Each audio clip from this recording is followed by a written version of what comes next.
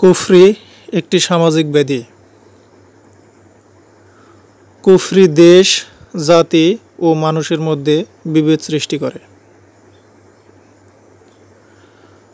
কুফরিকারী মহান আল্লাহ তাআলার সাথে শিরককারীর অন্তর্ভুক্ত।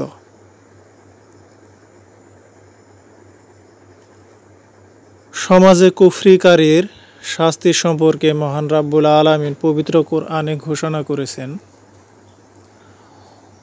বিসমিল্লাহির রহমানির রহিম,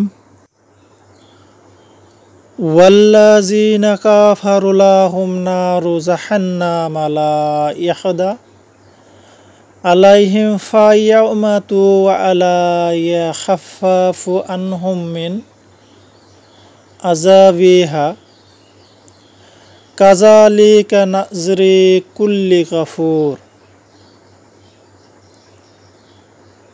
কিন্তু যারা কুফরি করে তাদের জন্য আছে জাহান্নামের আগুন। তাদের মৃত্যুর আদেশ দেওয়া হবে না যে ওরা মরিবে, এবং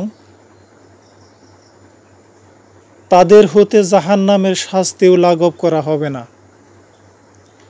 এইভাবে আমি প্রত্যেক অকৃতজ্ঞকে শাস্তি দিয়ে থাকি।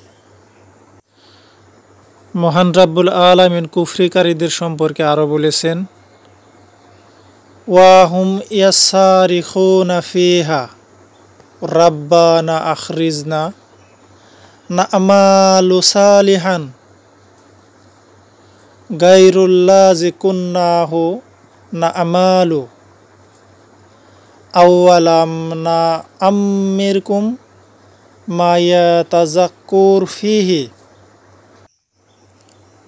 মান তাযাক্কারা ওয়া যাহাকুমুন নাযীর ফাযুকু ফামা লিয-যালিমিনা মিন নাসীর। সেখানে তারা আর্তনাদ করে বলবে, হে আমাদের প্রতিপালক, আমাদেরকে নিষ্কৃতি দাও, আমরা সৎকর্ম করব, পূর্বে যা করতাম তা করব না।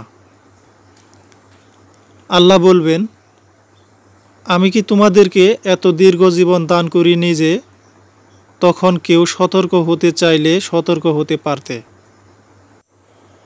ইন্নাল্লাহা আলিমু গায়বিস সামাওয়াতি ওয়াল আরদ ইন্নাহু আলিমু বিযাতিস সুদূর।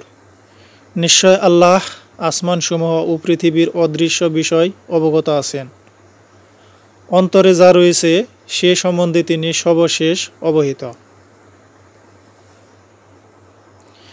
সম্মানিত দর্শক, আসুন আমরা সবাই কুফরি থেকে বিরত থাকি।